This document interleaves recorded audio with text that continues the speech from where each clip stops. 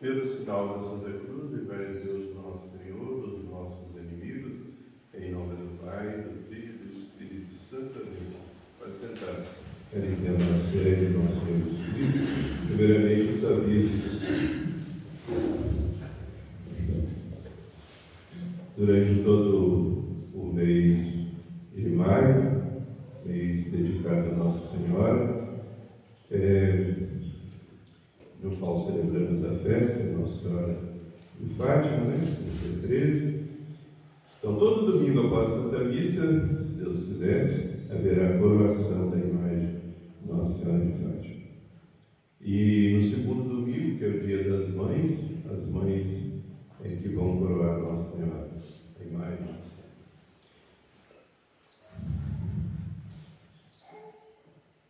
Estamos no primeiro domingo depois da Páscoa. Este domingo a Santa Igreja o dedica à misericórdia de Deus. É o domingo da misericórdia. Em 1868, na Prússia, que era uma região que pertencia à Alemanha, pregava um missionário extraordinário, converteu milhares de pecadores. E, num sermão sobre a misericórdia divina, ele contou o seguinte fato. Uma senhora tinha 11 filhos. Essa mãe era muito piedosa, muito santa. Soube incutir no coração dos seus filhinhos o amor a Jesus e a Nossa Senhora. E ela tinha alegria de ver todos os seus filhos fazendo a primeira comunhão e depois, quando ela se ajoelhava na mesa da comunhão, tinha essa alegria de se ver rodeada dos seus filhos para receber a Jesus. Mas havia uma grande tristeza em sua vida.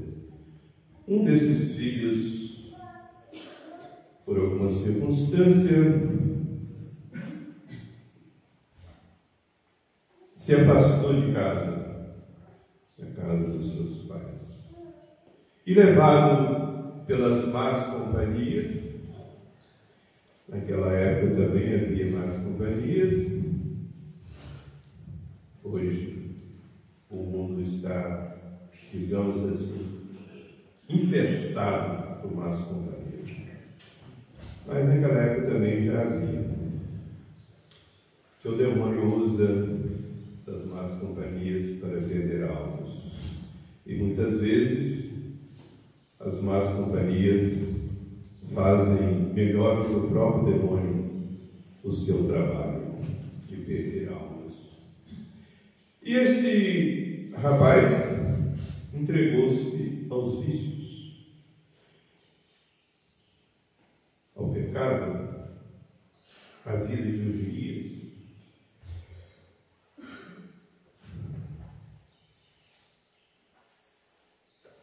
E a sua mãe não cessava de orar, de chorar, de rezar e de fazer penitência, pedindo a Deus a conversão do seu filho. Mas um dia ela soube que o seu filho fora preso. Foi uma tristeza imensa para o coração daquela mãe verdadeiramente cristã. Saber que tinha um dos seus filhos na prisão por ter cometido algum crime.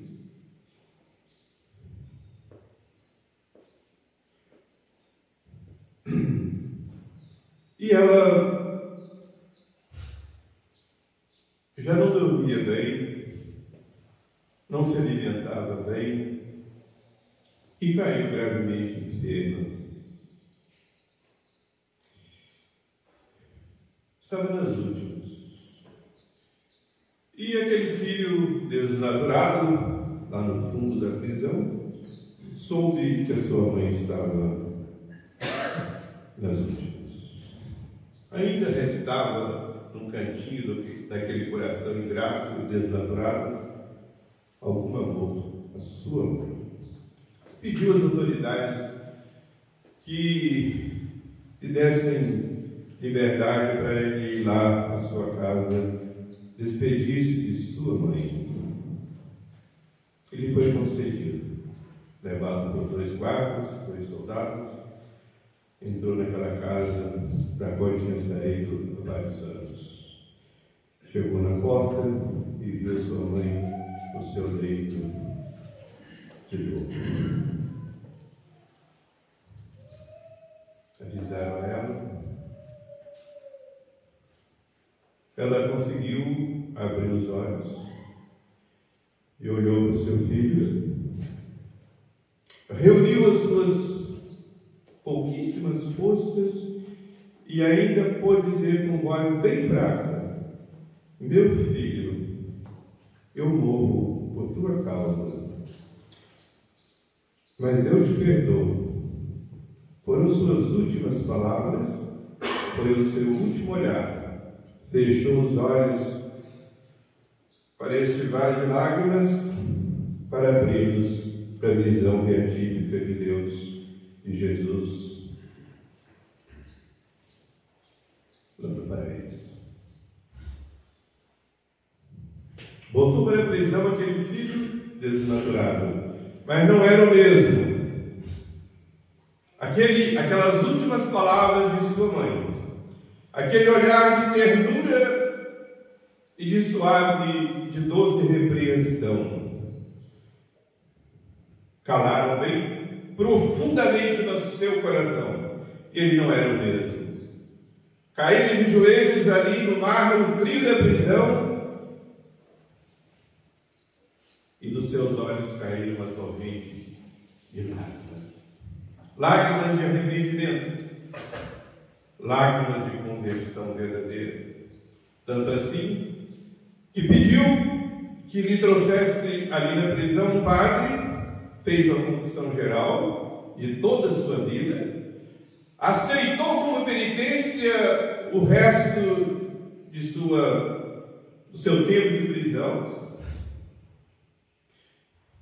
e quando saiu, se retirou para um lugar deserto para fazer penitência.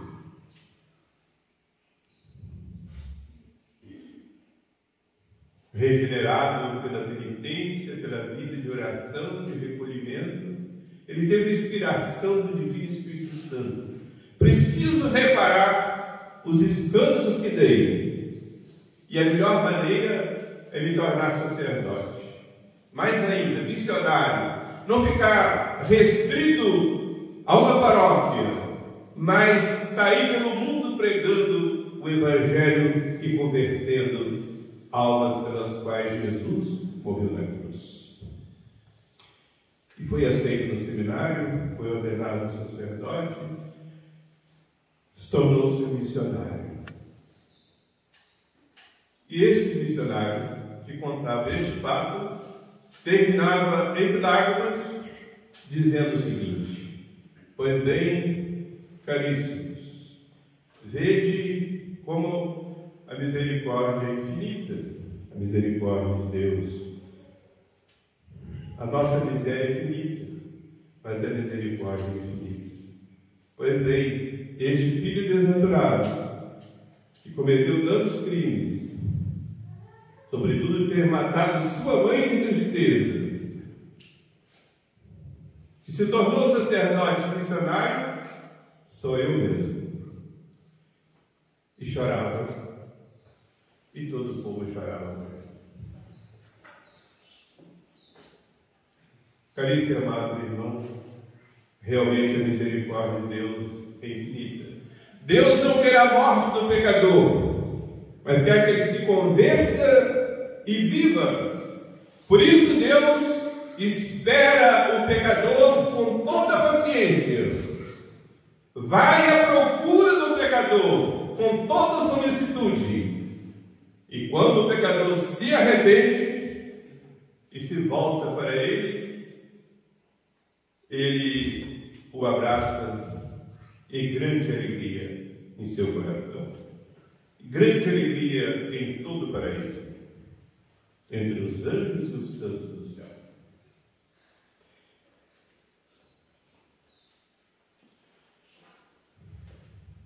Nosso Senhor, queridos e amados irmãos, contou 3 parábolas, estão descritas por São Lucas no capítulo 5 do seu Evangelho, capítulo 15 do seu Evangelho.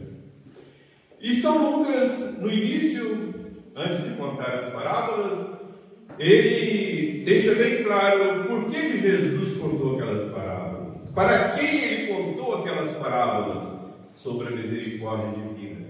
Para os fariseus e escribas que o censuravam, porque ele recebia os pecadores e até aceitava tomar a refeição em suas casas. Porque, como Jesus disse em outra oportunidade, não são os sãos que precisam de médico, são os enfermos. E Jesus é o médico da nossa alma.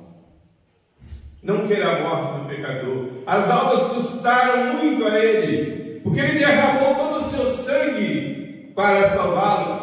Nós fomos lavados do sangue do Cordeiro Imaculado. E ele é a própria vontade. Ele criou os homens foram vítimas da inveja do demônio.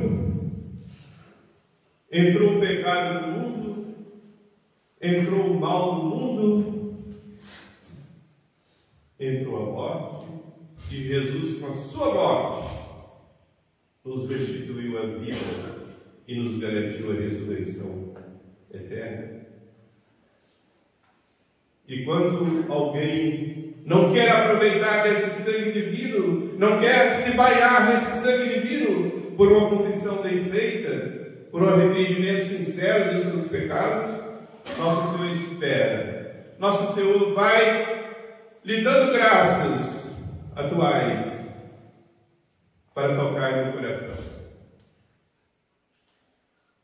E até o último instante, nosso Senhor dá a graça suficiente para aquela pessoa se salvar. Infelizmente, nem todos correspondem. Aí Deus não pode fazer nada. A própria pessoa se condena, escolheu a condenação, rejeitou a Jesus. Por isso que o velho Simeão disse para Nossa Senhora no dia da apresentação do menino Jesus: esse menino será salvação para muitos, mas será também ruína para muitos.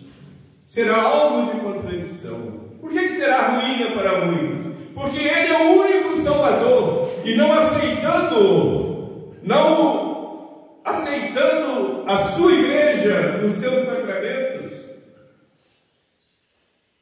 a confissão, a Eucaristia, que é o próprio Jesus como alimento da nossa alma, esses que rejeitam a nosso Senhor se condenam.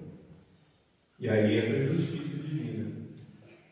E assim, caríssimos e amados irmãos, como explica São Tomás de Aquino na Suma Teológica, na primeira parte, na questão 21, 21ª, no artigo 4º, São Tomás, baseado na palavra do Salmo, se não me engano, agora não estou bem lembrado, 24, versículo 10, que diz assim: todos os caminhos do Senhor são de justiça e de misericórdia. E também no livro dos Salmos, Salmo 84, versículo 10, diz assim: que a justiça, a misericórdia e a verdade, a justiça, se encontraram. E a justiça e a paz, ou seja, a misericórdia, se beijaram. Então São Tomás prova que em todas as obras de Deus existem justiça e misericórdia. Justiça e misericórdia, ao mesmo tempo. E ele explica que a misericórdia não destrói a justiça em Deus, pressupõe a justiça, é a plenitude da justiça divina. É a plenitude da justiça divina. Por isso, segundo a explicação de São Tomás, ficam condenados os réus jansenistas, que só falam em justiça e deixam de lado a misericórdia, como também condena os neomodernistas, que só falam em misericórdia, mas deixam de lado a justiça. Não, em Deus, a justiça e misericórdia ambas se abraçam e se beijam, diz a Bíblia Sagrada. Não há contradição. E nem pode haver, né? Porque tudo em Deus é perfeito.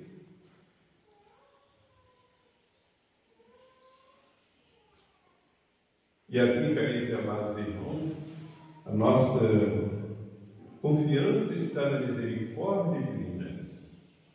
Devemos temer a justiça divina, mas dadas as nossas fraquezas, não podemos desesperar, mas confiar na misericórdia e pedir perdão. E podemos ter certeza absoluta que Jesus não só perdoa, mas fica muito alegre pela nossa volta a Ele.